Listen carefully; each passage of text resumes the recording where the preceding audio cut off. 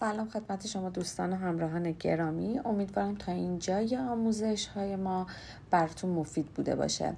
در این جلسه میخوام دستور لاین، دستور پلی لاین، تفاوت لاین و پلی لاین و دستور رکتنگل رو بهتون آموزش بدم. منتها قبلش ازتون میخوام که کانال ما رو سابسکرایب کنین و ویدیو هامون رو لایک بفرمایید. خب وقتی که وارد فرمان اتوکد میشیم، نیو رو باز میکنیم و میبینیم که لایه هایی که در جلسه قبل ساختیم کاملا در این تمپلیتمون موجود هستش. برای اینکه بخوایم از جلسه دیگه به صورت پروژه محور بریم جلو، حالا من یک پروژه رو براتون آماده میکنم و طبق همون میریم جلو. ما نیازه که قبلش یه سری دستور رو یاد بگیریم که اولیه هاش همون لاین، پلی لاین هستن. دستور لاین و پلی لاین اینجا میتونیم کلیک کنیم روشون، ولی بهتره که ما شورتکاتشون رو از روی صفحه کیبورد بزنیم و به این طریق استفاده کنیم، چون اینطوری سرعتمون میره بالاتر. اگر بخوایم از فرمانها در تولبار استفاده بکنیم سرعتمون رو خیلی کم میکنه. خب برای فرمان لاین ال رو تایپ میکنیم، اینتر میزنیم و هر جایی از صفحه میتونیم ما کلیک بکنیم و ترسیممون رو انجام بدیم. حالا اگر بخوایم خط رو به صورت مستقیم بکشیم، از شورتکات F8 استفاده میکنیم و حالا به این صورت ما میتونیم خطوطمون رو به شکل مستقیم بکشیم و دوباره اگر بخوایم به حالت قبل برگرده دوباره F8 رو میزنیم و حالا میتونیم خطوطمون رو به صورت مورب هم ترسیم بکنیم. خب حالا اگر بخوایم ما خطوطمون رو با اندازه مشخص ترسیم بکنیم، ال رو میزنیم، روی صفحه کلیک میکنیم، F8 هم اینجا مثلا روشن. چه کار میکنیم؟ 5 اینتر، ابعاد میدیم، اندازه میدیم. الان اینجا من یک خط به طول 5 واحد دارم. حالا این خطمون در واقع چیه؟ یک اندازه مشخص داره. دوباره ال اینتر، اینجا میام 5 اینتر، 5 اینتر، 5 اینتر و 5 اینتر. در اینجا ما به وسیله فرمان لاین تونستیم یک مربع با اندازه مشخص بکشیم. من اینجا افسمم روشن کنم، اسنپ هامو یه بار دیگه، مثلا 5 اینتر، 7 اینتر، 2 اینتر، میام بالا مثلا 1.5 اینتر. حالا بعدش میخوام این رو به این وصل بکنم. با استفاده از کمک ترسیم هایی که جلسات قبل انجام دادیم، الان اینجا با کمک ترسیم پرپندیکولار میتونیم امتداد این رو به دست بیاریم و این رو ترسیم کنیم. این شکل الان به وسیله فرمان لاین ترسیم شد. حالا اگر من بخوام از زیرگزینه ها استفاده بکنم، اجازه بدید من این رو جابجا بکنم. الان میخوام که یک خط بکشم، یعنی یک شکل بکشم. نقطه رو میزنم، اندازه رو میدم 5 اینتر، 5 اینتر و نگاه کنید این قسمت ما یک گزینه برامون اومده، یک زیرگزینه اومده به نام کلوز که شورتکاتش سی هست. اینجا سیش به رنگ آبیه اگه تو تصویر مشخص باشه و بقیه حروف مشکی هستش. هم میتونم روی این کلیک کنم، ببینید شکل کامل بسته شد. هم میتونم دوباره مثلا یک شکل بکشم و حالا اینجا به جای اینکه روی این کلیک بکنم روی صفحه بنویسم سی و اینتر. این هم کلوز شدش، کاملا این شکل ما بسته شده. حالا یه شکل دیگه من اینجا براتون ترسیم بکنم. اینتر مثلا به این صورت. حالا میخوام اینو ببندم سی اینتر. میبینید اینجا شکل به صورت کامل بسته شد. یا میتونم این شکل رو بکشم، ترسیم کنم و اینجا از روی صفحه کلوز رو انتخاب کنم و این شکل به این صورت بسته میشه. خب حالا بریم سراغ فرمان پلی لاین. اینا رو من پاک بکنم. فرمان پلی لاین که شورتکاتش هست PL. نگاه کنید پلی لاین. فرمان پلی لاین چیه؟ همون لاینه، همون شکلی هم اجرا میشه، فقط 2 تا تفاوت داره. یکی این که شورتکاتش PLه، دومیش این که یک پارچه هست، برعکس لاین که غیر یک پارچه است. یعنی چی؟ الان من اینجا یه دونه مربع میکشم، 5 و همطور که گفتم 30 رو اینجا میتونیم بزنیم و کلوز. این الان یک مربع یک پارچه است. حالا من همین رو با لاین میکشم. لاین از اینجا بگیریم با اکستنشن، اینجا 5 اینتر و 30 کلوز. این رو ببینید 4 تا ضلع کاملا مجزا هستن. اما این چی؟ این یک مربع یک پارچه است، یعنی اضلاعش از همدیگه جدا نیستن هیچ کدومشون. این 2 تا حالا با همدیگه یه تفاوت دیگه ای هم دارن. نگاه کنید اگر من الان اینا رو بگیرم، ببینید، بذارید من اوکی رو بزنم و این گرید سایزا رو یه ذره بزرگتر کنم تا مشخص باشه. اگر من این رو بگیرم، ببینید این مربع، این مربع، این مربع، اما اینجا چی داره؟ این به شکل مستطیله، یعنی تو این شکلی که با پلی لاین کشیده شده، این گرید وسطی مستطیله و روش هم نگه داریم 3 تا گزینه برامون میادش. این تفاوتیه که اینجا گریداشون لاین و حالت پلی لاین با هم دیگه دارن. حالا من الان این شکل که با لاین کشیده شده رو پاک میکنم، میام اینجا روی این مربع یک پارچمون و این گرید مستطیل رو نگه میدارم. نگاه کنید گزینه ها چیه؟ استرچ، اد ورتکس، کانورت تو آرک. این استرچ چیه؟ وقتی که روی استرچ میزنیم به همون میگه، حالا چون من الان F8 روشنه، نه درست بود، از اینجا این شکل رو میتونیم استرچ کنیم، یعنی بکشیم. من اینجا مثلا یه 5 واحد دیگه میگم این از این طرف اضافه بشه، میبینید شکل تغییر کرد. دوباره اینجا استرچ رو انتخاب میکنم، میگم از اینجا 10 واحد استرچ بشه. این از استرچ که البته میتونید هم انتخاب نکنید. در حالت پیش فرض اگر روی این کلیک بکنید میتونید این رو استرچ بکنید. دومی چی هستش؟ add vertex. این چیه؟ میتونیم از اینجا، من نگه دارم، اینجا یه ورتکس اضافه کنیم، یه دونه در واقع گرید اضافه کنیم. دوباره میام اینجا یه دونه اضافه میکنم، میزنم اد ورتکس رو میزنم، میام اینجا کلیک میکنم، یه دونه اینجا اضافه میکنم، دوباره اد ورتکس و یه دونه هم اینجا اضافه میکنم. این هم گزینه ورتکسشون بود. حالا کانورت تو آرک چیه؟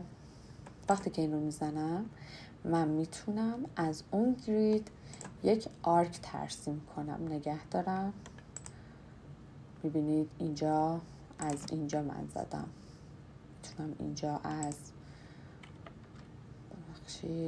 کانورت تو آرک از اینجا یه آرک بزنم. این به این شکله که ما میتونیم از این گزینه ها استفاده کنیم. حالا اگر بخوایم اینو به حالت قبل برگردونیم، شکل رو کلیک میکنیم، نگه میداریم و روی اون میگیریم و نگاه کنید اینی که آرک شده بود رو میزنم کانورت تو لاین، اینی که آرک شده رو میزنم زده کانورت تو لاین. قبلش چی بود؟ کانورت تو آرک، حالا کانورت تو لاین. این کانورت تو لاین. پس تفاوت پلی لاین و لاین این هستش. یه نکته دیگه ای که اگر من بخوام اینجا یه پلی لاین بکشم، اینو من پاک کنم، PL رو میزنم 5 و به این صورت بسته شد. یه پلی لاین هم اینجا میکشم که 5 5 5 و این بار که با کلوز میبندمش، دیگه عدد نمیدم. اگر این دوتا رو میگیریم جفتشون پلی لاینه. اگر من بخوام این رو از گریدش استرچ کنم تو حالتی که چی اندازه دادم، این قسمت استرچ میشه، ولی چون کلوز نشده از همدیگه در این قسمت جدا میشن. ولی این چون با کلوز بسته شده، حالا من اول مووش کنم، چون که با کلوز بسته شده اگر بخوام استرچ کنم میبینیم که اینجا کاملا بسته است، چون این ناحیه با کلوز بسته شده، ولی مال این ناحیهش با کلوز بسته نشده بود. ما با اندازه این کار رو انجام دادیم. حالا یه سری زیرگزینه دیگه هم داره پلی لاین که یکیش خیلی مهمه. PL رو میزنم. اینجا رو نگاه کنید وقتی که میخوام بنویسم. اینجا چند تا زیرگزینه اینجا ما میبینیم که R که پرکاربرد، اینو حالا تو هنگام آموزش بهتون میگم، فعلا بهش نیاز نداریم. من اینا رو پاک میکنم. میریم سراغ فرمان رکتنگل که توی تولبارمون اینجا هستش، ولی من گفتم بهتون ما از روی تولبارا کار نمی کنیم، میایم از روی کیبورد می نویسیمش. شورتکاتش هست REC، میبینید رکتنگل. این رو میزنیم. این یکی از پرکاربردترین دستورات توی اتوکد برای ترسیمات. برای اینکه بتونم ترسیمش کنم، بعد از این فرمان رو نوشتم یک کلیک توی صفحه میکنم و برای ترسیمش یه زیرگزینه داره به اسم دیمنشن. این زیرگزینه در واقع به ما میگه که طول و عرضش رو باید به من بدید. وقتی که این رو میزنم اول میگه طولمون رو بده، بعد عرضمون. میگم مثلا طول 10 اینتر، عرضش چقدر میخوام؟ عرضش 5 اینتر. حالا منتظره که من یک جا توی صفحه چیکار کنم؟ کلیک کنم و اون تو همون قسمت این رو ثابت بکنم. من اینجا کلیک میکنم، دوباره REC اینتر کلیک میکنم، دیمنشن که اینجا میبینید هم میتونم از اینجا کلیک کنم، هم شورتکاتش دی هستش که بهتره شما همون دی رو دستتون عادت بکنه که بزنید. دی اینتر. حالا طول و عرض میبینید این کنار هم نوشته. طولش رو میزنم 5، عرضش رو میزنم 2 و دوباره جایی که باید کلیک بشه و کلیک میکنیم. این یک حالتش هستش. این که به صورت در واقع اندازه مشخص دادن بود. ما میتونیم به صورت دستی هم این مستطیلامون رو هر جور که میخوایم ترسیم بکنیم به هر شکلی که مد نظرمونه. حتی مثلا از این گوشه میتونیم به وسط این یه مستطیل بکشیم یا از وسط این مستطیل میتونیم به این نقطه.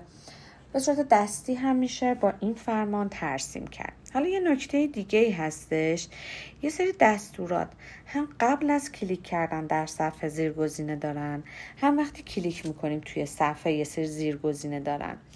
اول زیرگزینه های مهمی که قبل از کلیک کردن توی صفحه نیاز داریم و میگم. اینا رو پاک میکنم. REC میزنم. میبینیم که یه گزینه اینجا داریم به اسم چمفر، یه گزینه اینجا داریم به اسم فیلت. این دوتا از همه مهمتر هستن. چمفر رو انتخاب میکنیم. خب وقتی که میزنیمش به ما چی میگه؟ میگه که اولین فاصله چمفر تو بده. مثلا میگم 1 اینتر. حالا دوباره چی میگه؟ میگه دومین فاصله چمفر تو بگو.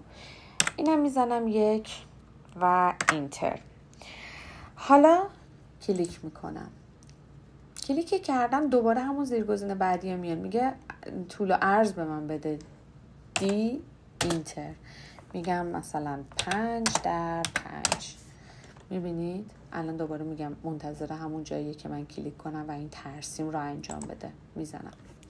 الان ما اینجا چی داریم؟ یک مربعی داریم که این در واقع فاصله، الان من اگه لاین بکشم اینجا میبینید که این چی هستش؟ 1:1. این 1 ها همون فاصله هایی بودن که ما موقع ترسیم مشخص کردیم. یک بار دیگه اگر بخوام انجام بدم REC اینتر، چمفر رو میخوام بزنم، سیرم بزنم میاد، شورتکاتشه میگه اولیش چقدر، این بار مثلا میزنم -5 نیم رو میزنم، دومی رو میخواد، دومی هم نیم میزنم. حالا یه جا باید کلیک کنم، کلیک کردم دیمنشن میاد، دی رو میزنم و طول و عرض میگم 10 این بار در 5. دوباره باز به همون شکل. الان من اگه لاین بکشم اینجا میبینید که روش وایستم، اینجا این نیم و نیم رو به ما نشون میده. این از در واقع چمفر. خب حالا اینا رو من پاک بکنم و بخوام حالت دوم رو بگم، REC و اینتر. این بار فیلت. برای فیلت میگه ردیوس رو به من بگه، شعاع به من بده. من مثلا این برای شعاع 1 رو انتخاب میکنم دیگه، دومی نداره، با همین عدد کار تمومه. بعدش اینجا از من نقطه اینو میخواد که کلیک بکنم. وقتی که کلیک کردم حالا میبینید رو همون حالت ترسیم مستطیل رفتیم، دی اینتر همون دیمنشن، میگه چند در چند، میگم 5x5. به این صورت الان ما یک مربعی داریم که کنجش، گوشه هاش حالت آرک داره. الان من اگه دوباره اون خطا رو بکشم میبینید که این آرک ها هم همون یکی هستن که مشخص کردیم. یک بار دیگه REC اینتر، فیلت شورتکاتش اینجا F هستش، F رو میزنیم، مشخص میکنیم چند، این بار میزنم 2 اینتر، طول و عرض نقطه رو کلیک میکنیم، دیمنشن میخواد چقدر، 10 در 8. به این صورت باز هم برامون این رو ترسیم کرد. حالا بعد از اینکه فیلت و چمفر رو یاد گرفتیم، چند تا زیرگزینه هم بعد از مستطیلمون بود که اونا رو با هم دیگه میبینیم به چه صورته. اینا رو پاک بکنم، REC. اول باید اینا رو حالت 0 قرار بدیم. ببینید برای برگردوندنه، چون الان نگاه کنید من بکشم با این حالته، ولی من میخوام این مستطیل با گوشه قائم بکشم. چیکار میکنم؟ REC اینتر، چمفرش رو میذارم رو حالت 0 و اینتر. ببینید الان دیگه مستطیلی که میکشم گوشهش قائمه. حتی اگر بخوام بازخواهی میکنم رکتنگل و فیلتش هم چیز بکنم، درست بکنم، نقطه‌ای که میدم و 0 و 0 میدم و حالا میبینید که توی این حالت هم دوباره گوشه ها قائم شد. خب دوباره REC رو میزنم، کلیک میکنم رو صفحه. به جای که حالا این بار مستطیل رو بکشم، اصولا یه موقع های پیش میاد که ما میخوایم مستطیلمون رو بکشیم و بعد با فرمان روتیت که حالا بهش میرسیم آموزشش رو، اون رو بچرخونیم. ولی الان اینجا ما فرمانی رو داریم قبل از ترسیم که میتونیم این روتیت کردن رو تو همین مرحله انجام بدیم. با این کار. اینجا یه زیرگزینه داریم به نام روتیشن که این روتیشنمون شورتکاتش R هستش. میتونیم R رو بزنیم یا روش کلیک کنیم. وقتی که میزنیم میگه که با چه زاویه‌ای میخوای این مستطیل ترسیم بشه. مثلا میزنم 45 درجه. میبینید این الان رو حالت 45 درجه، یعنی من به هر سمتی بکشم این رو برای من 45 درجه میکشه. حالا دوباره دیمنشن چند در چند 5 در 5، یه مربع 5 در 5 برام کشید. حالا چه ترسیمم به صورت دستی باشه، چه به صورت منظم، یعنی با اندازه، مثلا دوباره اینجا 3 در 6، چه به صورت منظم با اندازه. اینا همش برای من به صورت 45 درجه کشیده میشه. دوباره کلیک میکنم یه نقطه ای رو، روتیشن، و این بار مثلا زاویه رو میکنم 70 درجه. میبینید به من میگه اینو من به این صورت برای تو با زاویه 70 درجه میکشم. برای اینکه بخوایم رو حالت اولم برش گردونیم، روتیشنمونو اینجا میذاریم رو حالت 0. میبینید دوباره برگشت به حالت قبلش. یه گزینه دیگه هم داریم اینجا که برای اون هم REC رو میزنیم. این بار چیه؟ وقتی کلیک میکنیم روی صفحه ایریا داریم. این یعنی چی؟ یعنی میاد بر اساس مساحت برای ما اون شکلمون رو ترسیم میکنه. من اینجا یه عدد اعشاری همینطوری میدم، مثلا 32/45 و اینتر. خب اشتباه شد، ببخشید. REC اینتر کلیک میکنم. ایریا چقدر گفتم؟ 32/45. حالا میگه این مساحت رو من بر اساس طول بکشم یا بر اساس عرض. من میگم بر اساس طول. حالا میگه طولمون چقدر باشه؟ میگم طولت باشه 4 متر، یا حالا مثلا 4/15 و اینتر میکنم. میبینید الان برای من یه مستطیل کشید با مساحت 32/45 و 4/15 هم طولشه. نگاه کنید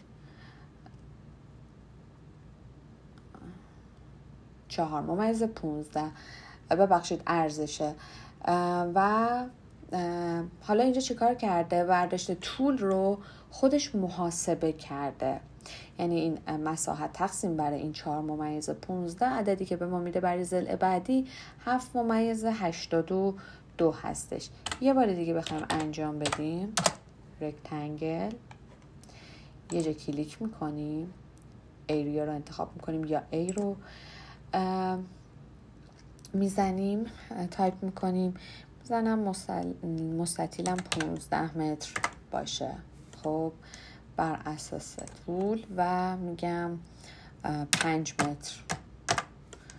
ببینید الان برای من یه مستطیل ترسیم کرد که طولش 5 متره و عرضش 3 متر. این هم از این. توجه کنید تمام اینا که گفتم کمتر از اون زیرگزینه دیمنشن کاربرد داره، به این صورت که ما 2 تا حالت داره که بیشتر ترسیم میکنیم. یکیش ما مستطیل و مربع خودمون رو دستی میکشیم به این شکل، هر جایی که دلمون بخواد میکشیمش. یکی اینم که همون حالتی که گفتم طول و عرض رو خودمون مشخص میکنیم. خب امیدوارم که این جلسه براتون مفید بوده باشه. ممنون میشم که ما رو لایک بکنید و همچنین کانال رو سابسکرایب بفرمایید.